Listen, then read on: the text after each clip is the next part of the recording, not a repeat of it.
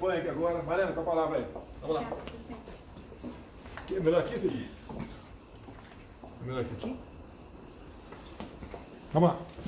Bom, presidente, o objetivo dessa apresentação é para a gente falar como o agronegócio brasileiro já é o mais sustentável do mundo. Historicamente, a evolução da produtividade agropecuária brasileira é uma das melhores. De 76 até agora, a gente pode ver com esse gráfico que a área plantada no Brasil aumentou muito pouco, 33%. Olha como a nossa produção aumentou nos últimos 40 anos, ela aumentou 400%. Presidente, esse efeito do ganho de produtividade poupou 150 milhões de hectares, né? Hoje, considerando a agricultura e pecuária, a gente está com um pouco mais de 250 milhões de hectares. Isso mostra esse que a gente chama de efeito poupa-terra. A produção de alimentos no Brasil ela é feita por produtividade. Isso já está sendo reconhecido, foi a capa do estado de São Paulo ontem. Quando a gente fala da Amazônia específica, que o Brasil tem sido muito criticado, ela é 50% da área brasileira. Mas a gente tem que falar que o agro e a Amazônia, a produção no bioma é muito pequena. O açúcar é 0,5%, apenas 2% do algodão e da laranja é feita no bioma amazônico, café 3,5%. Dá uma paradinha aí, só para deixar bem claro. Hoje é segunda-feira, às 11h30 da manhã. Só isso o percentual do bioma Amazônia é usado para agricultura? Só isso? Só isso. E por que essa bronca toda de fora contra a região amazônica? Outros interesses estão em jogo, com toda certeza. Sem dúvida. Bora continuar. E o milho e a soja, que a gente poderia falar que eles estão quase em 8% e 10%, a gente tem que reforçar que ele é concentrado no estado de Mato Grosso, que é um estado que metade é Amazônia, metade é Cerrado. A cadeia mais relevante seria a bovinocultura de corte, que 30% do rebanho está concentrado em Mato Grosso, Pará e Rondônia.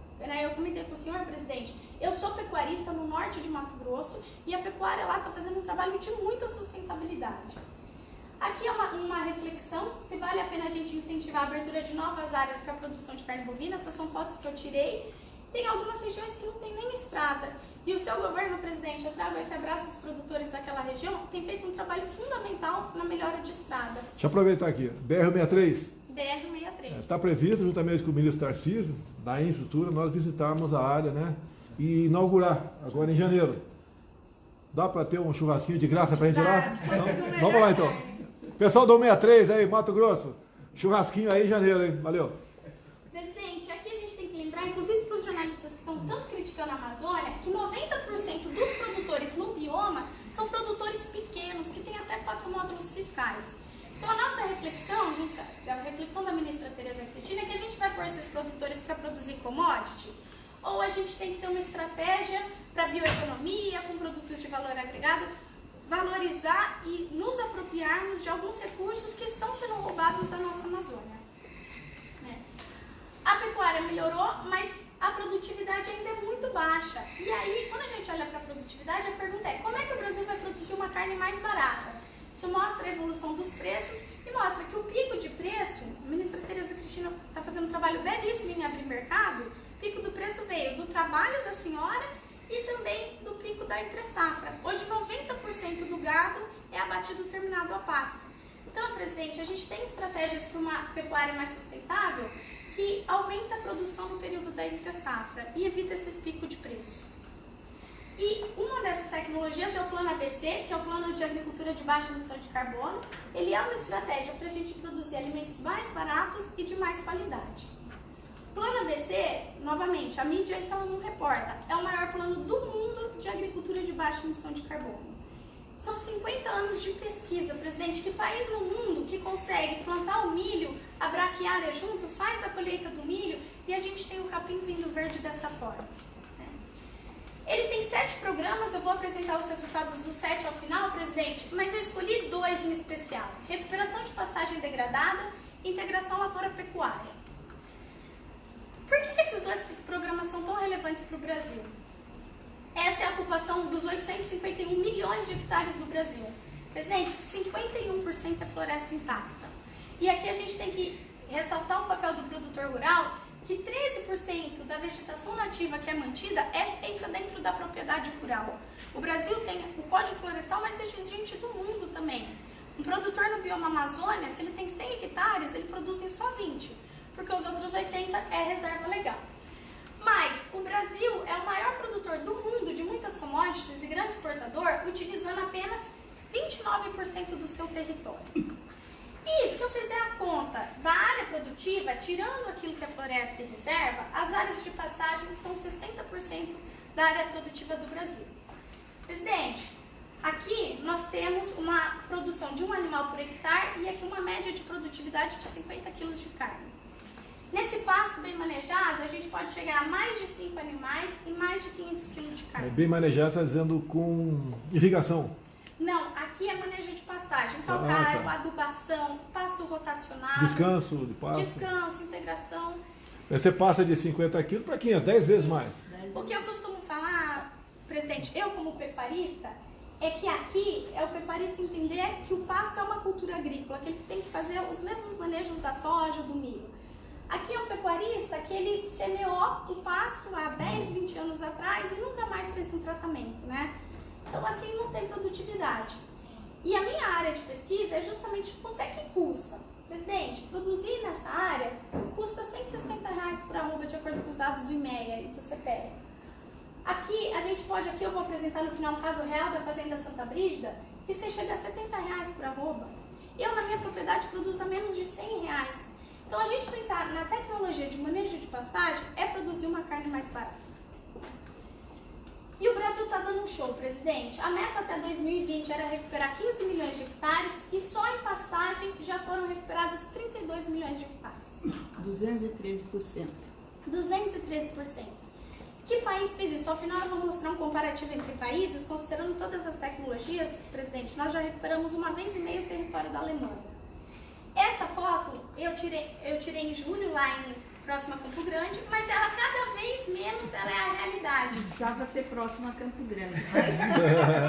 É a área da ministra Tereza Cristina aqui, Mato Grosso do Sul. Aqui. Eu já morei lá em Nioaque por 3 anos e por uma vez plantei alguns hectares de arroz. Não é fácil. Não é fácil. Não quero plantar nunca mais. A vida do produtor é super difícil. E eu falei, presidente, numa entrevista, que esse momento de carne alta é o momento do brasileiro reconhecer a importância do produtor rural. Né? E aqui tem 25% das passagens com alto grau de degradação já foram recuperadas. Presidente, aqui eu queria reforçar o papel do seu governo, do nosso governo, né, ministra? Sim. Nós só temos esse número porque esse ano a equipe, né, e nós direcionamos recursos para medir. E essas são mensurações desse ano. E o segundo programa é o Sistema Integrado. Presidente, que país do mundo que você olha uma imagem dessa? Olha, a área de APP protegendo os rios, a gente vê a reserva legal, olha que paisagem que é a agricultura brasileira. Ao fundo, diversidade, o boi na frente, o boi de alta qualidade. Né? Isso é a foto do agro brasileiro que o mundo não está mostrando. O Brasil faz 3 safras por ano, na mesma área, que era o que a ministra está falando.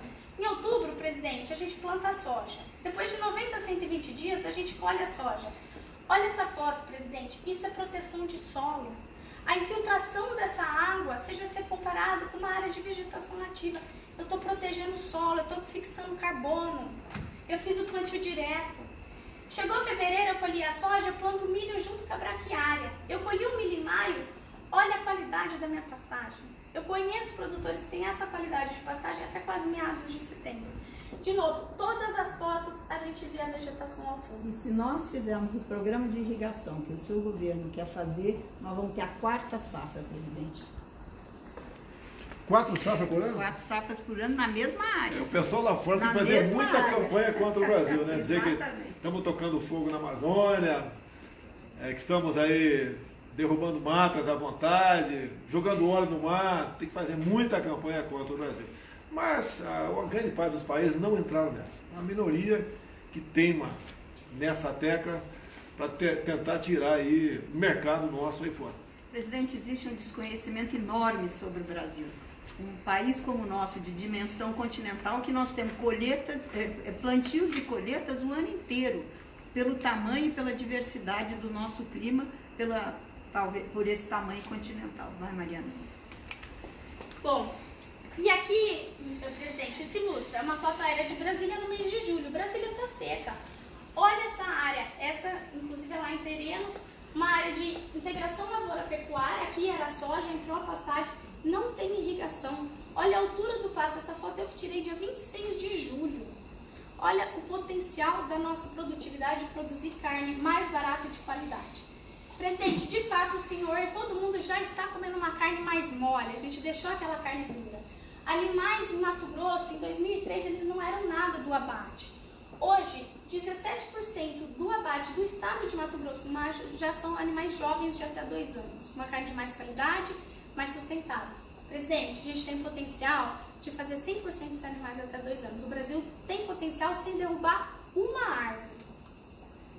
E o governo tem um papel fundamental que, na linha de crédito, já foram 17 bilhões de reais destinados a esse plano, mas eu queria aqui trazer o protagonismo do produtor rural brasileiro. Para ter recuperado todas aquelas áreas, o produtor rural investiu pelo menos 4 vezes mais que isso de capital do próprio bolso, que mostra que a tecnologia dá certo. Vou apresentar, presidente, os resultados por cada tecnologia. Então, eu comecei falando de recuperação de pastagem. A meta era 15 milhões de hectares e estamos em 32,2, 214% da meta. Na integração, era 4 milhões e nesse período de 2010 a 2018 já foram 5, 6. Mas a área de períodos anteriores já estamos com quase 15 milhões de hectares de sistema integrados. Presidente, sistema de plantio direto, também superamos as metas. O único que o Brasil ainda não superou as metas são as florestas plantadas, porque o preço do eucalipto está muito ruim. Fixação biológica de nitrogênio também estamos dando um show, mas eu queria reforçar. Tratamento de dejetos animais. A meta era recuperar 4,4 milhões de metros cúbicos, a gente já está em 32, 746. Para quem nós colocamos essa meta, Mariana? Voluntariamente, o Brasil era só para o país desenvolvido assumir meta, o Brasil voluntariamente foi lá e assumiu essas metas. Onde? Em Copenhague. Presidente, quando eu falo do tratamento de dejetos, não é uma solução ambiental. Isso diversifica a renda do produtor, melhora a vida dele. Então, considerando todas as tecnologias, é para gringo aplaudir. A meta era 35,5 milhões de hectares, nós já estamos com 59 milhões. É 167% da meta. Isso é da COP de Copenhague. Isso, que está finalizando esse ano. Mais que dobramos a meta. É isso que tem que falar lá em Madrid. Presidente, isso equivale à área da região sul do Brasil, ou 25% da área agricultável. Que país que fez isso? Isso é 1,5 vezes o território da Alemanha. E aí, presidente, mudanças climáticas existem? Eu acho que a gente está assim, numa discussão, o radinho de pilha, né? Tem muito pesquisador bom, de credibilidade, que mostra que não existe. Mas o barulho que a opinião pública e alguns jornalistas estão fazendo é quase um Rock in Rio. Aí eu coloquei uma reflexão. Se elas existem ou não, presidente, nós temos resultados para quem acredita. Então o Brasil tem a solução para isso. A absorção de gases de efeito estufa dessa tecnologia, presidente, é só um co-benefício. O objetivo do Ministério da Agricultura é produzir mais alimentos, mais baratos, com mais renda para o produtor. Nós já absorvemos no mínimo 200 milhões de toneladas de carbono equivalente. Presidente, a minha equipe está melhorando isso, mas pode chegar a 400. A gente está refinando a metodologia. E não ganhamos nada por isso. Não recebemos nada. Presidente, se chegar a 400 milhões, a gente está absorvendo o que a Noruega emite todos os anos.